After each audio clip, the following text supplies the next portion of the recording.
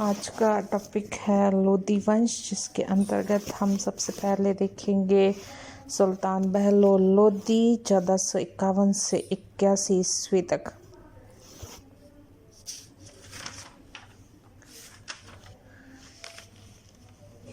प्रारंभिक जीवन में देखें तो बहलोल लोदी का जन्म अफगानिस्तान के गिलज़ाई कबीले की प्रमुख शाखा लोदी के शाहू खेल नामक कुटुंब में हुआ था। दादा उनके बहराम व्यापारी थे और फिरोज तुगलक के शासनकाल में मुल्तान में आकर बस गए थे। उनके 5 पुत्र थे, सुल्तान शाह, काला, फिरोज, मोहम्मद और ख्वाजा। इनमें से सुल्तान शाह और काला ने काफ़ी ख्याति अर्जित की थी हिंदुस्तान में, और सुल्तान शाह ने मुल्तान के तत्कालीन सूबेदार खिज़र खां की ईमानदारी के साथ सेवा की। इसकी योग्यता से प्रभावित हुए खिज़र खां ने सुल्तान शाह को इस्लाम खां की उपाधि और सरहिंद की जागीर प्रदान कर दी। इस्लाम खां ने अपने चारों भाइयों को अलग अलग परगनों का शासन सौंप दिया, और एक दिन की घटना यह हुई कि मलिक काला की गर्भवती पत्नी दीवार के ढह जाने से दबकर मर गई, किंतु गर्भस्थ शिशु बच गया, और जो आगे चलकर बहलोल लोदी के नाम से प्रसिद्ध हुआ। कुछ दिनों के बाद मलिक काला एक युद्ध में मारा गया। इस्लाम खां ने अनाथ बहलोल को अपने पास रख लिया। खिज़र खां के शासनकाल में बहलोल ने कई विद्रोहों का दमन किया, और अपनी योग्यता और पराक्रम का परिचय देते हुए खिज़र खां ने उसकी सेवाओं से प्रसन्न होकर कई जागीरें उसे प्रदान की। इस्लाम खां बहलोल को अपने पुत्रों से भी अधिक चाहता था, और यही वजह रही कि उसने अपनी पुत्री का विवाह भी उसके साथ कर दिया। मरने से पूर्व इस्लाम खां बहलोल को उत्तराधिकारी बना गया। बहलोल ने सरहिंद का शासन संभाल लिया और धीरे धीरे अपनी शक्ति का विस्तार करते हुए अलाउद्दीन आलम शाह के सुल्तान बनने के पूर्व ही वह संपूर्ण पंजाब का मालिक बन गया। अलाउद्दीन बदायूं चला गया और बहलोल ने वजीर हामिद खां को हटाकर दिल्ली के सिंहासन पर अधिकार स्थापित कर लिया। बहलोल की उपलब्धियां देखें तो बहलोल का पहला कार्य विद्रोही अमीरों को अधीन लाना था। इसके लिए उसने सेना सहित उनके शासन क्षेत्रों की तरफ जाना शुरू किया। मेवात के अहमद खां ने कुछ अवज्ञा प्रदर्शित की तो उस पर आक्रमण किया गया और अहमद खां ने समर्पण कर दिया। बहलोल ने उसे क्षमा दान दिया और उसके 4 जिलों को दिल्ली सल्तनत के अधीनस्थ कर लिया गया। पश्चात संभल के दरिया खां के विरुद्ध आक्रमण कर उसे समर्पण करने के लिए विवश किया और उसके 7 परगने छीन लिए गए। फिर उन्होंने कोयल यानी कि अलीगढ़ के ईसा खां का दमन किया और इस प्रकार अन्य जागीरदारों का दमन किया। मुल्तान और सरहिंद में भी कुछ उपद्रव हुए जिन्हें कुचल दिया गया। बहलोल यथार्थवादी था। वह जानता था कि राज्य तुगलकों के काल में दिल्ली से पृथक हो चुके हैं, उन्हें पुनः जीतना असंभव है। फिर भी उसने अपने पड़ोसी राज्य जौनपुर को जीतने का प्रयास किया। उसका मुख्य कारण था कि जौनपुर का सुल्तान अपने आप को दिल्ली सिंहासन का दावेदार समझता था, और बहलोल के असंतुष्ट अमीरों के साथ सांठगांठ उसने की थी। एक विशाल सेना के साथ दिल्ली की तरफ उसने कूच किया और बहलोल सरहद की तरफ गया, परंतु शर्की सुल्तान के आक्रमण की सूचना मिलते ही वह तेजी के साथ दिल्ली लौट आया और शत्रु को परास्त करके खदेड़ा। कुछ दिनों बाद जौनपुर वालों ने इटावा पर आक्रमण किया, परंतु युद्ध के बाद दोनों पक्षों के मध्य संधि हो गई। महमूद शाह शर्की की मृत्यु के पश्चात पुत्र हुसैन शाह जौनपुर का शासक बना। वह अपने पिता से अधिक पराक्रमी और महत्वाकांक्षी था। अतः दिल्ली और जौनपुर के मध्य पुनः संघर्ष हुआ और इस बार जौनपुरी सेना ने दिल्ली की सेना को परास्त कर दिया और बहलोल ने स्थिति को देखते हुए संधि कर ली, और जिसके अनुसार गंगा नदी को दोनों राज्यों की सीमांत रेखा मान लिया गया। हुसैन शाह सहित वापस लौट गया और बहलोल ने संधि भंग करते हुए लौटती हुई सेना पर अचानक आक्रमण। जौनपुर की सेना परास्त हुई और भाग खड़ी हुई। बहलोल ने आगे चलकर जौनपुर पर आक्रमण कर दिया और थोड़े से संघर्ष के पश्चात ही जौनपुर पर अधिकार हो गया और हुसैन शाह को प्राण बचाकर बिहार की तरफ भागना पड़ा। बहलोल ने जौनपुर राज्य को दिल्ली सल्तनत से सम्मिलित किया और लड़के बारबख्श शाह को वहां का सूबेदार नियुक्त कर दिया। इस विजय पश्चात दिल्ली सल्तनत का क्षेत्रफल दुगना हो गया और जौनपुर का राज्य दिल्ली सल्तनत की किसी भी दृष्टि से कम न था। इसके बाद बहलोल ने जौनपुर के समीपवर्ती क्षेत्र यानी कि कलपी, धौलपुर, बारी और अल्लभपुर पर अपना अधिकार स्थापित किया। जौनपुर जीतने के पश्चात बहलोल ने ग्वालियर पर आक्रमण किया। वहां का राजा मानसिंह उससे बिना लड़े ही समर्पण कर दिया और बहलोल को 80 लाख टंका भेंट दिए। वार्षिक कर चुकाने का वचन भी दिया। इससे संतुष्ट होकर बहलोल वापस लौट गया, परंतु मार्ग में वो बीमार पड़ गया और जुलाई 1489 ईस्वी में उसका देहांत हो गया। बहलोल लोदी के पश्चात है वो आता है next Sultan Sikandar Shah Lodi. 1489 to 1517 ईस्वी तक उसने शासन किया। सिंहासन रोहन को यदि देखें तो बहलोल लोदी की मृत्यु के बाद उसके उत्तराधिकारी की बात पर अमीरों में मतभेद खड़ा हुआ। एक दल उसके छोटे पुत्र निजाम खां को सुल्तान बनाना चाहता था, दूसरा दल है वो जो पहले दल से अधिक शक्तिशाली था, बहलोल के बड़े लड़के तथा जौनपुर के सूबेदार बरबख्श शाह को सिंहासन पर बैठाना चाहता। यह दल निजाम खां को केवल इस आधार पर एक सुनारिन का लड़का था सुल्तान बनाने के विरुद्ध में थे। इस प्रश्न को सुलझाने के लिए अफगान अमीरों की विशेष सभा बुलाई गई और सभा में जब निजाम खां की मां ने अपने पुत्र के पक्ष में अपील दी तो दूसरे पक्ष का मुख्य नेता ईसा खां, जो मृत सुल्तान का चचेरा भाई था, क्रोधित हो उठा और निजाम खां की मां को गालियां देते हुए बहुत ही अशिष्ट व्यवहार किया। इससे बहुत से अमीर निजाम खां के समर्थक बन गए, जिनमें खाने खां फरमूली नामक एक प्रमुख सरदार भी थे। वजीर खाने आजम उमर खां सरवानी पहले से ही निजाम खां का समर्थक था। बाद में खाने जहां लोदी नामक एक अन्य प्रमुख सरदार भी निजाम खां का समर्थक बन गया और उपयुक्त अमीरों के सहयोग से 17 जुलाई 1489 ईस्वी को निजाम खां सुल्तान सिकंदर शाह के नाम से दिल्ली के सिंहासन पर बैठ गया। सिकंदर सिंहासन पर बैठा उस समय उसके सामने कई समस्याएं थी। सुल्तान बनते ही अनेक समस्याओं को उसे हल करना था। उसकी पहली समस्या थी अफगान सरदारों को यह दिखाना कि वह एक सरारी का पुत्र चाहे हो, लेकिन वह विशुद्ध अफगान से कम नहीं है। इससे भी गंभीर समस्या बरबख्श शाह की थी, जो जौनपुर में दिन प्रतिदिन अपनी शक्ति बढ़ा रहा था। सिंहासन को हस्तगत करने के लिए अवसर की ताक में था। तीसरी समस्या अफगान अमीरों का दमन करके सुल्तान की प्रभुता को स्थापित करना था। चौथी समस्या ग्वालियर बयाना जैसे क्षेत्रों का थी, जहां के शासक पुनः दिल्ली से संबंध तोड़ने की तैयारी में जुटे हुए थे। अंतिम समस्या रिक्त राजकोष की थी। बहलोल की अतिशय उदारता के कारण राजकोष खाली हो चुका था और धन के अभाव में सैनिक शक्ति को सुदृढ़ बनाना कठिन काम था। सिकंदर शाह लोदी की गृह नीति को देखें तो सबसे पहले आता है विरोधी सरदारों का दमन करना। सुल्तान बनने के बाद सिकंदर ने सबसे पहले अपने चुनाव का विरोध करने वाले सरदारों का दमन किया। समर्थकों को शक्ति प्रदान कर उनकी बढ़ाने का प्रयास।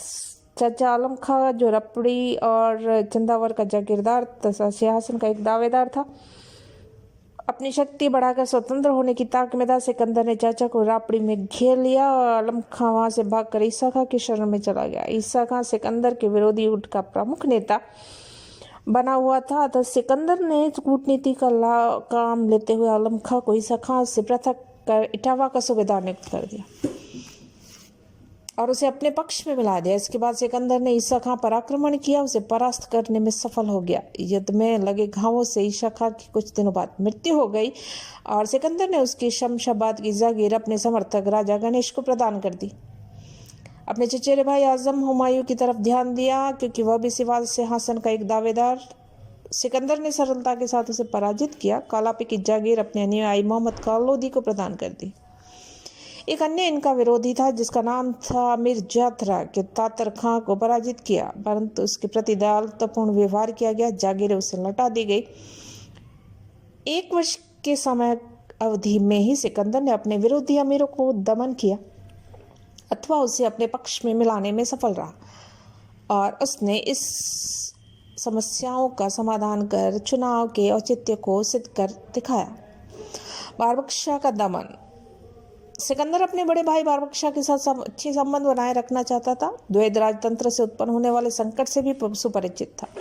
उसने बरबख्श शाह के साथ एक शांति दूत भिजवाया और कहलवाया कि नाम मात्र के लिए दिल्ली सल्तनत की अधिकता स्वीकार कर ले और जौनपुर एक स्वतंत्र शासक की भांति शासन कर सकता है।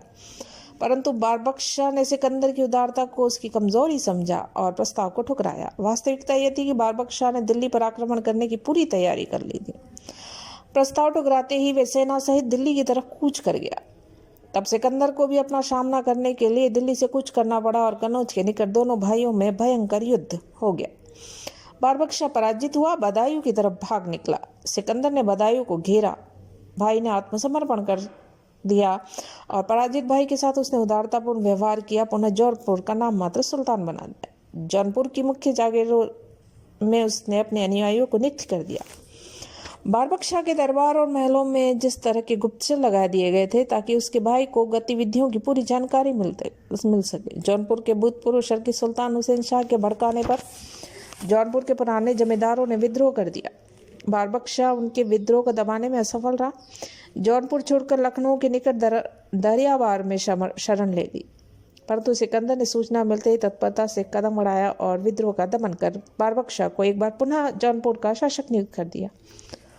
बारबक्शा नितांत अयोग्य निकला। कुछ दिनों बाद हिंदू सरदारों ने विद्रोह किया। बारबक्शा पुनः जौनपुर छोड़कर भाग निकला। सिकंदर ने विद्रोह का दमन किया। बारबक्शा को अपदस्थ कर कारागार में डाल दिया गया और जौनपुर में अपना सूबेदार नियुक्त कर दिया गया। नेक्स्ट आता है अफगान अमीरों को नियंत्रित करना। अपने विरोधियों का दमन करने के उपरांत सिकंदर ने अपने अफगान सरदारों को उचित अनुशासन में लाने तथा ताज की प्रतिष्ठा को बढ़ाने के कार्य में जुट गया। सिकंदर की इच्छा राज्य व्यवस्था में परिवर्तन किए बिना अफगान सरदारों की कबीलाई स्वतंत्रता एवं वैयक्तिक प्रवृत्तियों पर अंकुश लगाना था, ताकि वे मिलजुल कर भारत में पठान जाति के भविष्य का उज्जवल बनाने में सामूहिक योगदान दे सके। इस दिशा में पहला कदम सूबेदार तथा अन्य अधिकारियों के आय व्यय के हिसाब की मांग करना था। हिसाब की सतर्कता से जांच की जाने लगी। हिसाब में गड़बड़ करने वाले, सरकारी धन का गबन करने वालों के खिलाफ सख्त कार्यवाही। सिकंदर की इस कार्यवाही अफगान सरदार उनके विरोधी बन गए और सिकंदर ने उन्हें दबाने में सफल रहा। जौनपुर के सूबेदार मुबारक खान लोधी, जो उसका एक विश्वस्त सरदार था, ने जब सरकारी धन का गबन किया तो सुल्तान ने उसे कठोर दंड दिया और गबन की गई धन राशि लौटाने के लिए बाध्य। सिकंदर ने दरबार में तथा दरबार के बाहर सुल्तान का उचित सम्मान करने के लिए अमीरों को विवश कर दिया। वह अपने अमीरों को अशिष्ट असम्मानपूर्ण आचरण सहन करने को तैयार न था और ऐसा करने वालों के खिलाफ वो सख्त सजा उनको सुनाई जाती थी। असंतुष्ट अफगान सरदारों ने सिकंदर के स्थान पर उसके भाई फतेह खां को सुल्तान बनाने का षड्यंत्र रच डाला। षड्यंत्र अमल में आता उससे पूर्व ही सिकंदर को इसकी जानकारी मिल गई और उसने तत्काल षड्यंत्र में शामिल 22 सरदारों को दरबार से निर्वासित कर दिया। 1500 ईसा पूर्व के आसपास कुछ सरदारों ने असगर के नेतृत्व में दिल्ली में विद्रोह किया। शीघ्र ही दबा दिया गया और विद्रोह में सम्मिलित अमीरों को राजधानी से निर्वासित कर दिया गया। इस प्रकार सिकंदर शाह ने अपनी कठोर नीति एवं तुरंत कार्यवाही करके सुल्तान अपने अफगान सरदारों को नियंत्रित में रखने में सफल रहा। इससे आतंकित होकर अब बड़े से बड़े अधिकारी भी उसके फरमानों का उचित सम्मान करने लगे और बहुत से अमीर तो 4-5 मील दूर चलकर उसके फरमान को स्वीकार करने लगे। अफगान सरदारों को ताज के प्रति निष्ठावान बनाने के लिए सिकंदर ने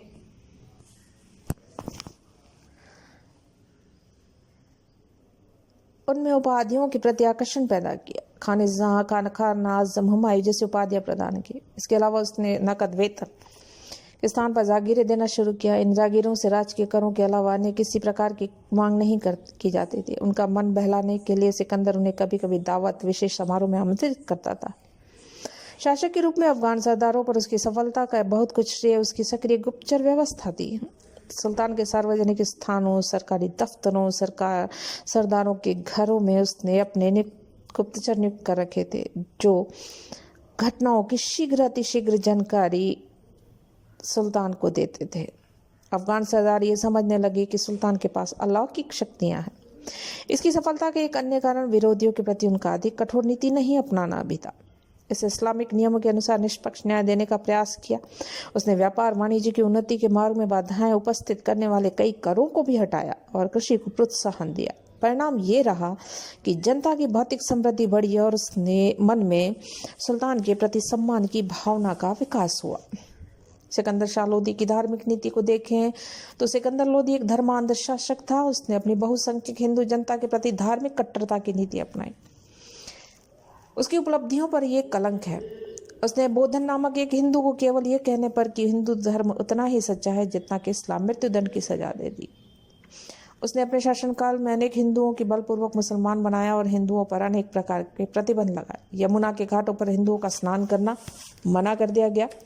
आदेश का उल्लंघन करने वालों को कठोर सजाएं दी गई। उसने नाइयों को हिंदुओं की दाढ़ियां बनाने से रोका। उसने सख्ती के साथ हिंदुओं से जजिया कर वसूल किया। सैनिक अभियानों के समय मार्ग में पड़ने वाले हिंदू मंदिरों और मूर्तियों को ध्वस्त और उसके स्थान पर मस्जिदें खड़ी करवाना उसकी नीति का सामान्य कार्यक्रम था। ज्वालामुखी मंदिर नगरकोट को पवित्र किया और मूर्ति के टुकड़े टुकड़े किए गए। निजामुद्दीन अहमद ने लिखा है कि इस्लाम में उसकी धर्मांधता इतनी अधिक थी कि वह इस दिशा में अतिशय की सीमा को भी पार कर गया था। उसकी धर्मांधता से गैर सुन्नी मुसलमान भी न बच सके। उसने शिया मुसलमानों द्वारा निकाले जाने वाले ताजियों पर प्रतिबंध लगा दिया और मुस्लिम स्त्रियों को संतों की मज़ारों पर जाने से रोक दिया।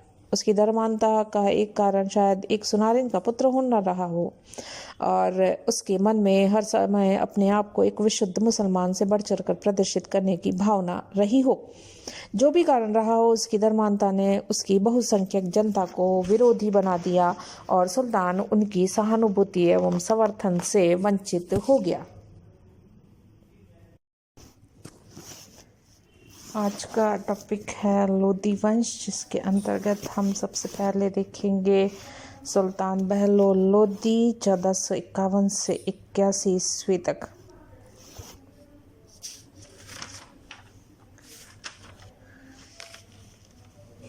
प्रारंभिक जीवन में देखें तो बहलोल लोदी का जन्म अफगानिस्तान के गिलज़ाई कबीले की प्रमुख शाखा लोदी के शाहू खेल नामक कुटुंब में हुआ था। दादा उनके बहराम व्यापारी थे।